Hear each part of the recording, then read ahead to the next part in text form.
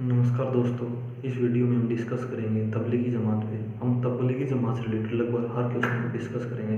तो चलिए स्टार्ट करते हैं। सबसे पहले brief introduction of Tablighi Jamaat. Tablighi Jamaat एक इंटरनेशनल ग्रुप है जिसकी एस्टेब्लिशमेंट 1926 में हुई, हरियाणा के मेवात ज़िले में। तबलीगी जमात का जो मेन मोटो है वो है उन सभी परंपराओं को जीवित रखना जो परंपराएं पैगंबर मोहम्मद, जो आज से लगभग 1400 साल पहले रहे हैं, उनके समय में थी। उन्हीं परंपराओं को आज इस्लाम धर्म को मानने वाले लोग फॉलो करें। वो परंपराएं जैसे जो ड्रेसिंग सेंस, जो रिचुअल्स वो मानते थे, जो पर्सनल बिहेवियर उनका था, इन सभी परंपराओं को आज इस्लाम को मानने वाले लोग फॉलो करें। यही इस ग्रुप का मकसद है। अब कुछ यूनिक फीचर्स की बात करें जो इसके तबलीगी जमात के हैं, वो हैं यह ग्रुप किसी भी पॉलिटिकल ग्रुप को सपोर्ट नहीं करता है। यह ग्रुप अपने आप में एक नॉन वायलेंट ग्रुप है। लेकिन को हम वीडियो के बाद में जब कंक्लूजन करेंगे उस समय डिस्कस करेंगे। यह ग्रुप एक सेल्फ फाइनेंस बेस्ड ग्रुप है। मीन्स जो भी इसका मेंबर बनता है उसको अपना खर्चा खुद उठाना पड़ता है। एंड यह ग्रुप मीडिया से हमेशा डिस्टेंस बना के रखता है। अपने बारे में जानकारी मीडिया के साथ शेयर बहुत कम करता है, ना ही फ्यूचर एक्टिविटीज़ की, ना किसी और टाइप की। और एक और जो चीज़ के बारे में यूनिक है वो ये कि यह ग्रुप केवल पर्सनल कम्युनिकेशन में बिलीव करता है। मतलब इसकी कोई भी बुक पब्लिशिंग या फिर प्रिंट मीडिया के थ्रू अपने अनुयायियों को ज्ञान या फिर जानकारी प्रोवाइड नहीं करता है। अब जो नेक्स्ट क्वेश्चन है और जो सबसे इम्पोर्टेंट है और हर भारतीय तो उसको जानना चाहता है वो ये कि जो तबलीगी जमात ने किया, क्या वो इंटेंशनली किया या फिर गलती से हुआ। तो इस चीज़ को क्लियर करने के लिए मैं आपके सामने कुछ फैक्ट्स और कुछ जो गलतियां तबलीगी जमात ने या फिर इंटेंशनली उन्होंने किया उन चीज़ों को रखूँगा, जिससे आप अपना खुद का एक पर्सपेक्टिव और व्यू पॉइंट बना सकते हैं। तो चलिए स्टार्ट करते हैं। तो तबलीगी जमात स्टार्ट हुई दिल्ली निजामुद्दीन में 3 मार्च से, और वह 22 मार्च तक, जब तक जनता कर्फ्यू नहीं लगाया गया तब तक ऐसे ही चलती रही 20 दिनों के लिए। और इन 20 दिनों के बीच में 8 से 10,000 लोग आए गए, वहीं पर रहे, खाया पिया। और जो लोग कोरोना पॉजिटिव थे वो उस कोरोना वायरस को लेकर के अपने साथ भारत के अलग अलग शहरों में, अलग अलग राज्यों में पहुंच गए। अब आप यह चीज़ ज़रूर जानना चाहोगे कि जो सोर्स है कोरोना वायरस का जमात में वो क्या है।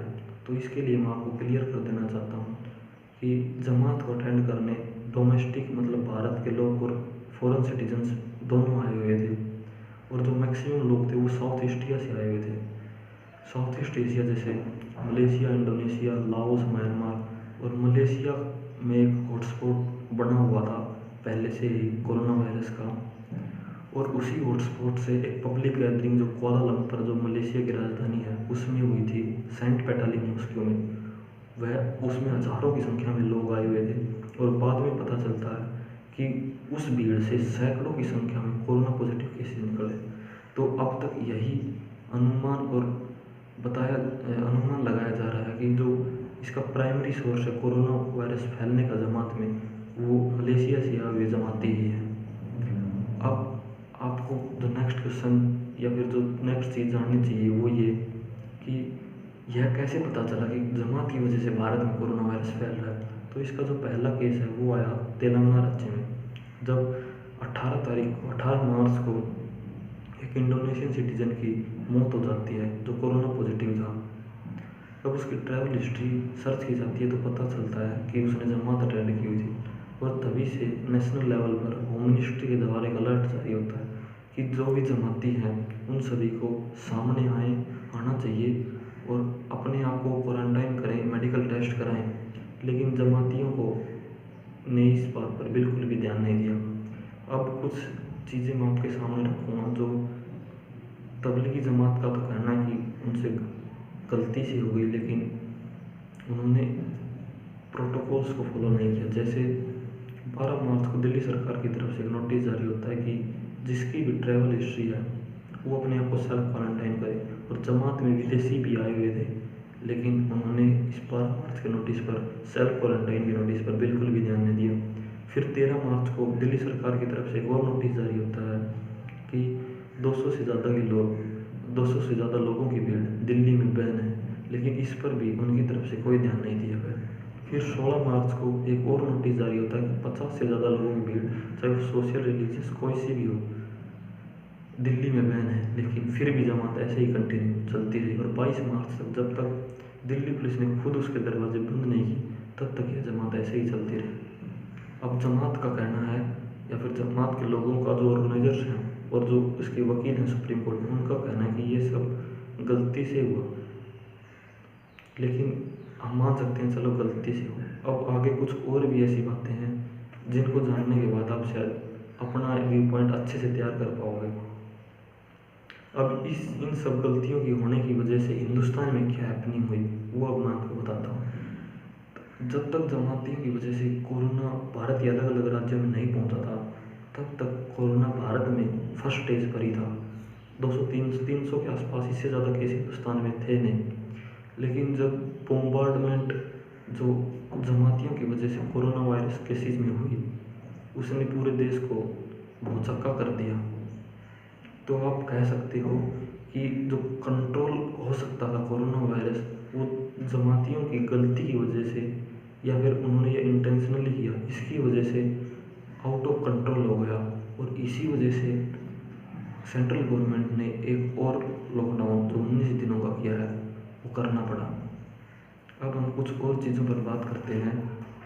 जैसे जब सभी जमातियों को ट्रेस कर लिया गया और उनको मेडिकल टेस्ट किए गए उनके, और उनको क्वारंटाइन किया गया, तो उनकी कुछ ऐसी हरकतें जो ठीक नहीं थी, जैसे किसी ने भी मेडिकल प्रोटोकॉल्स को फॉलो नहीं किया।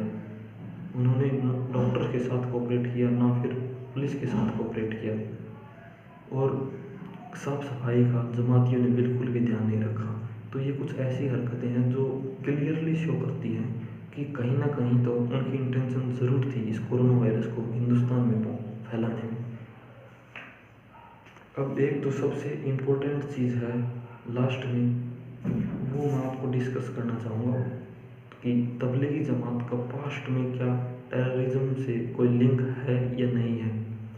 तो मैंने आपको स्टार्टिंग में बताया था कि तबलीगी जमात अपने आप में खुद एक नॉन वायलेंट आइडियोलॉजी को सपोर्ट करता है, लेकिन इंडिविजुअल लेवल पर तबलीगी जमात के members terrorist attacks, bomb attacks में दोषी पाए गए हैं विश्व के अलग अलग समय पर, अलग अलग जगह पर। जैसे उनमें से कुछ हैं,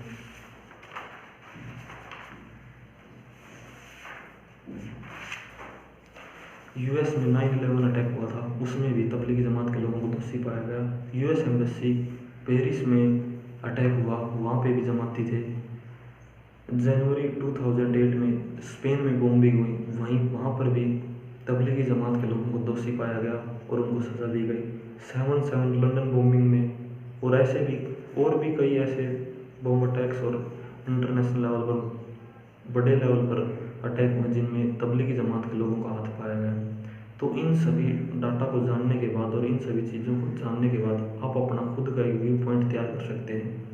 और सबसे लास्ट में मैं आप सभी से हाथ जोड़कर एक रिक्वेस्ट करना चाहूँगा कि जमातियों ने जो किया उसकी वजह से कम पूरी कम्युनिटी को तो बदनाम नहीं करना चाहिए। इसी चीज़ के साथ मैं अपनी वाणी को विराम देता हूँ और आपसे एक रिक्वेस्ट और करता हूँ कि कमेंट बॉक्स में आप मुझे बताएं कि इस वीडियो को और बेहतर कैसे बनाया जा सकता है। धन्यवाद।